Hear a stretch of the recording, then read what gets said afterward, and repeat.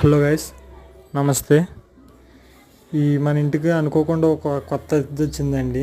ఈ డాగ్గేనండి. ఎవరో చెట్టు కింద కట్టేసి వదిలేశారంట. అది తర్వాత తోడ తెంపుకొని అటు ఇటు బల్ల వెనకాల పరిగెడుతుంటే మా కేకేస్తే వచ్చిందని చెప్పి తీసుకొచ్చాడండి ఇంటికి. పెంచుకుందాం కదా అని చెప్పి.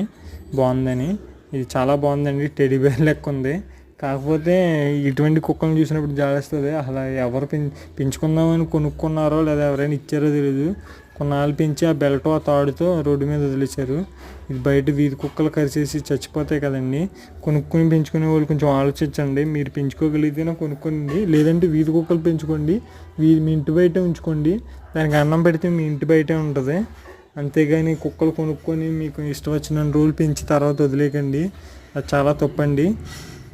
Thank you for watching guys. Please subscribe. దీని అప్డేట్లు ముందు ఇస్తాను. ఇది ఆరిన వీడియో పెడతాను. చాలా బాగుందండి ఆరేక.